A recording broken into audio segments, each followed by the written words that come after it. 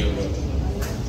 एक, अगर दिमाग से पागल आप नहीं हैं तो कोई ऐसा प्रयास कभी करेगा नहीं। आत्मचिंतन करने की जरूरत तो जरूर है।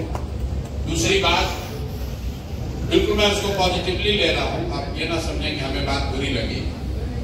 आत्मचिंतन, मेरी पत्नी भी रोज यही कहती है कि आत्मचिंतन करने की जरूरत है, पागल हो गए हो। मेरे भाई बंधु भी यही बता रहे हैं कि पागल हो गए हो, अपना अच्छा खासा जिंदगी छोड़ के दीवार पर सर मारने जैसा काम शुरू कर दिया है। आत्मचिंतन की जरूरत तो है। आपका सुना,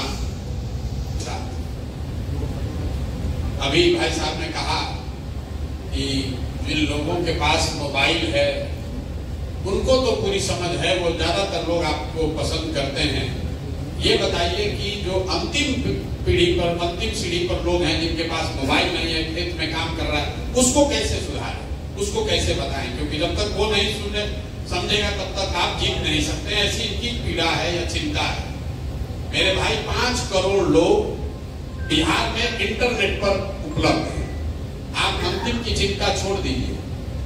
5 करोड़ लोग हर महीने YouTube और Facebook के जरिए कुछ न कुछ समय अपना उस पर बिताते हैं। बिहार को जीतने के लिए 2.5 करोड़ वोट ही चाहिए।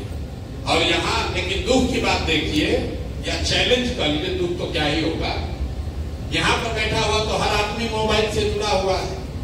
आप लोग तो प्रबुद्ध भी हैं, सुनते भी हैं, पढ़ते भी हैं, चिंतन भी करते हैं। और आपने अभी कोई एक भी सवाल ऐसा नहीं पूछा है जिसको मैंने इंटरनेट पर 1 बार नहीं, 2 बार नहीं, दसियों बार जिसका जवाब न दिया। तो चिंता का कारण ये नहीं है कि खेत में काम करने वाली महिला को पता नहीं है कि जनसुराज क्या है।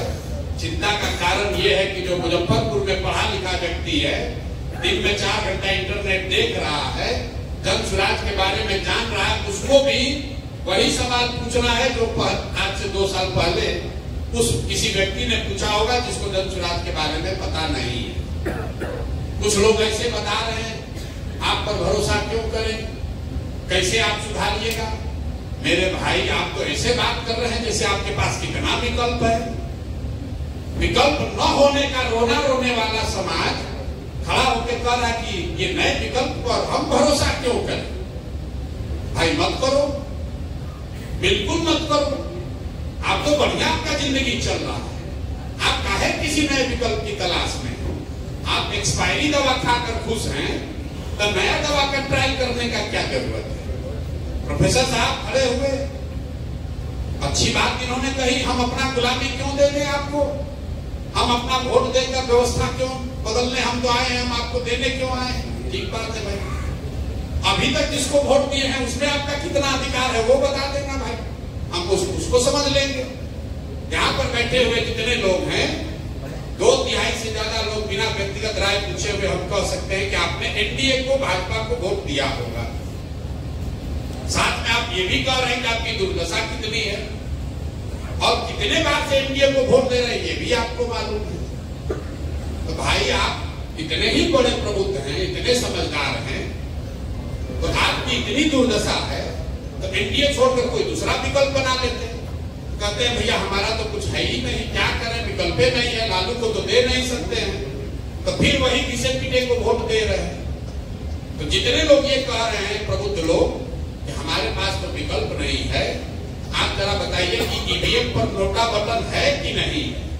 और आप लोग तो पढ़े लिखे व्यक्ति हैं, अगर नोटा को किसी दूसरे उम्मीदवार से ज्यादा वोट आ गया होता तो कानून कहता है कि फिर से चुनाव होता, तो काहे नहीं आपने नोटा को वोट दे दिया? तो भाई, प्रबुद्ध कहने से और सवाल करने से नहीं होगा। आप में से ज्यादातर लोग वो हैं जो वोट देने भी नहीं जाता। ये हम नहीं कह रहे, ये तो इलेक्शन कमीशन का आंकड़ा बता रहा है। बिहार में टोटल वोट ही पड़ता है 50-55%, और उसमें भी शहरों में वोट पड़ता है 40% से कम, और शहरों में भी मध्यम वर्गीय जो बूथ हैं वहां पर 25 से 30% वोट पड़ता है। ये इलेक्शन कमीशन का आंकड़ा है। 10 में 2 या 3 आदमी वोट देने जाता है और वो सवाल ऐसे कर रहा है, भाई वोट क्यों दे तुम्हें? बिल्कुल ठीक बात है भाई, तुम तो ऐसे भी वोट देने नहीं जाओगे। छोड़कर आपने इसके अलावा कुछ किया क्या है? अभी बिहार के जो बुद्धिजीवी लोग हैं, आप ही लोग के लिए प्लेटो ने कहा है, हम भी बुद्धिजीवी अपने आप को, हमको भी किसी ने विद्वान कहा, हम IITian नहीं है, हम IITian सर नहीं, IIT जाने की हमारी औकात नहीं थी स्टूडेंट के तौर पर, लेकिन पढ़े लिखे आदमी है तो बुद्धिजीवी कह सकते हैं। प्लेटो ने कहा, if you do not participate in democracy, be ready to be ruled by your inferiors. अगर आप राजनीति में भागीदार नहीं हैं तो इस बात के लिए तैयार रहिए कि कोई मूर्ख आदमी राजा बनकर आप पर शासन करेगा। तो जो बिहार का बुद्धिजीवी वर्ग है, मैं अपने आप को भी उसमें शामिल कर रहा हूं, ये हम और आप परिस्थितिवश या स्वेच्छा से हमने ये तय किया कि भाई हमको तो राजनीति में नहीं जाना, हमको तो लोग बैठ के किनारे से लंबा लंबा ज्ञान देना है। तो जब हम आप राजनीति में आएंगे ही नहीं तो स्वाभाविक है जो बालू माफिया है, शराब माफिया है, लंपट है, बदमाश है, वही राजा है। अब फिर आप कह रहे हैं कि भ्रष्टाचार नहीं खत्म हो रहा है। बालू माफिया सर अगर जीत कर आपका सांसद बनेगा तो चोरी नहीं करेगा तो आपके बच्चों की पढ़ाई की चिंता करेगा। जैसा बोइएगा वो काटिएगा, जैसा बोइएगा वही ना काटिएगा। भाई आप कह रहे हैं कि आपकी क्यों जन सुराज पर भरोसा करें? भरोसा जन सुराज पर बिल्कुल मत कीजिए। आपने कहा व्यवस्था कैसे सुधरेगी? व्यवस्था सुधारने का सीधा तरीका यह है कि जिसको भी चुनिए, जिस किसी को भी चुनिए, उसको अकाउंटेबल बनाइए। अकाउंटेबल कैसे बनेगा? 5 वर्ष आपका वोट व्यवस्था ने बनाया है 5 वर्ष के लिए। जिसको अच्छा लगे, जिस पर भरोसा जमे, उसको वोट दीजिए, लेकिन वो वोट, वो भरोसा 5 वर्ष के लिए होना चाहिए। 35 वर्ष की बंधुआ मजदूरी नहीं होनी चाहिए। पूरे देश में 5 राज्य, तमिलनाडु, केरल, आंध्र प्रदेश, तेलंगाना और कर्नाटक, 5 राज्य मिलकर 1/3 GDP इन्हीं 5 राज्यों में है। सबसे ज्यादा तरक्की इन 5 राज्यों में हुआ है। एक विशेष बात क्या है इन 5 राज्य में? कोई व्यक्ति 78 साल में आज तक वहां 10 वर्ष से ज्यादा मुख्यमंत्री नहीं बना है। तरक्की सबसे ज्यादा वहां हुई है और सरकारें सबसे ज्यादा वहां बदली गई है, क्योंकि हर आदमी जो चुनकर आ रहा है या सत्ता में बैठा है, उसको ये डर है कि अगर मैं काम नहीं करूंगा तो जनता हमको हटा देगी। बिहार में नेता को, दल को वो डर ही खत्म हो गया। उसको मालूम है कि मुजफ्फरपुर का आदमी चाहे गटर में रहेगा, लेकिन लालू के सामने जब हम एनडीए भाजपा का टिकट लेकर आएंगे तो हम ही को वोट देगा। गाली दे कर देगा, रो कर देगा, लेकिन हम ही को देगा। तो क्यों आपके गटर की चिंता करे? क्यों आपका शहर सुधारे? क्यों आपके लिए पढ़ाई की बात करे? तो भाई व्यवस्था अगर सुधारना है तो आपको वोट चाहे जिस किसी को भी दीजिए, उसको अकाउंटेबल बनाइए। जन सुराज को भी दीजिए तो ये भावना से दीजिए कि जन सुराज वाले काम नहीं करेंगे तो 5 वर्ष में उनको झाड़ू मार के भगाएंगे। अगर आप वो कीजिएगा तभी व्यवस्था सुधरेगी। किसी के माथे पर नहीं लिखा हुआ है कि हम जीत कर आएंगे तो ईमानदार बने रहेंगे। भैया जिसको चोरी करने का अवसर नहीं मिला वो सब ईमानदार ही है। ईमानदारी की परीक्षा तो तब न है जब आपको चोरी करने का अवसर हो। तो कुर्सी पर जाने से पहले हर व्यक्ति, हर नेता ईमानदार है।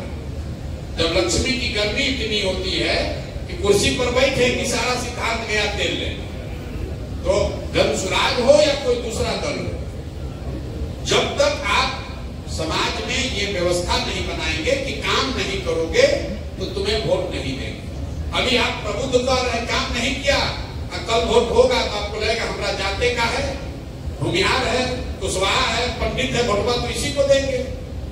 तो जब आप जाति के आधार पर वोट देते हैं, मोदी जी के नाम पर वोट देते हैं, तो आपको व्यवस्था नहीं सुधार होगा, चाहे जनसुराज आए कोई दूसरा आए। सीधी बात है। पीछे डॉक्टर साहब ने कहा कि विनायक गौतम जी चुनाव लड़े तो आपके वजह से ही चुनाव हार गए। भाई बड़ा गलती हो गया, हमारी वजह से चुनाव हार गए। तो उनको हमारे पास तो भैया हम निमंत्रण देके लाए नहीं थे। उनको ये सुझाव अगर आप देंगे मित्र के तौर पर कि विनायक गौतम जी आगे से प्रसाद किशोर के साथ चुनाव नहीं लड़ना, हम लोग के साथ चुनाव लड़ना, जीत जाना, बात खत्म हो गई। आप जो कोई भी चुनाव लड़ेगा कि दुनिया में कोई गारंटी तो दे नहीं सकता है कि हर आदमी जीतेगा ही चुनाव। कुछ लोग जीतेंगे, कुछ लोग हारेंगे। आप डॉक्टर हैं, आप क्या ये गारंटी दे सकते हैं कि जिस पेशेंट का इलाज कीजिएगा वो सब ठीक ही हो जाएगा? और अगर नहीं दे सकते हैं तो फिर ये क्यों अपेक्षा रखते हैं कि कोई दूसरा आदमी जो चुनाव लड़ाएगा जीतेगा ही जीतेगा?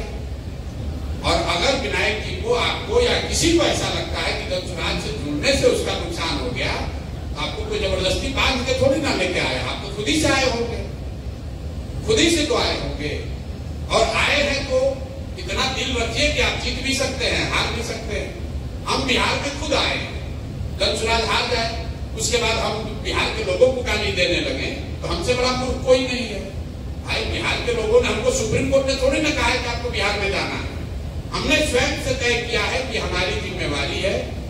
मैं समझता हूं कि मैं बिहार में कुछ कर सकता हूं, इसलिए मैं प्रयास कर रहा हूं। सफलता मिले या न मिले, ये मेरा अपना उत्तरदायित्व तो बनता है कि मैं इस मिट्टी के लिए, इस राज्य के लिए कुछ करूं।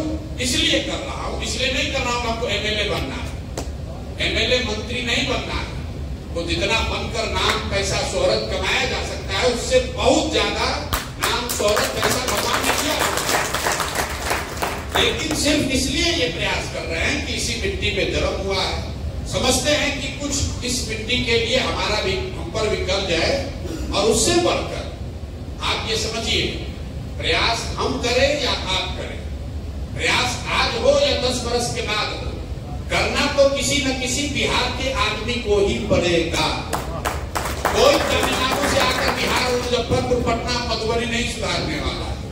आपको तय करना है कि आप किसी के प्रयास में कंधा लगाना चाहते हैं कि बैठ के कमेंट्री करना चाहते हैं। बिल्कुल आप एकदम बिल्कुल स्वतंत्र हैं, कीजिए, जितना कमेंट करना है कीजिए, क्रिटिसाइज करना है कीजिए। जो विकल्प नहीं होने की बात करते हैं, हम आपको कम से कम 100 ऐसा उदाहरण दे सकते हैं जब समाज में कोई अच्छा आदमी हिम्मत करके खड़ा हुआ, चाहे निर्दलीय ही खड़ा हुआ। और जब कोई अच्छा आदमी खड़ा होता है तो सब आदमी मिलकर कहता है ना, आदमी तो बहुत अच्छा है ना, लेकिन जीतेगा नहीं, अरे वोटे मेरा बर्बाद हो जाएगा। तो आदमी को आप हरा देते हैं, आपको लग रहा है कि आपका वोट बर्बाद हो जाएगा, अगर उसको वोट दीजिएगा तो वोट बर्बाद हो जाएगा। मेरे भाई, जब किसी अच्छे आदमी को आप वोट नहीं देते हैं, कोई एक अच्छा आदमी चुनाव हारता है तो 100 अच्छे लोगों का मनोबल टूटता है। वो सोचता है कि राजनीति में हम वोट नहीं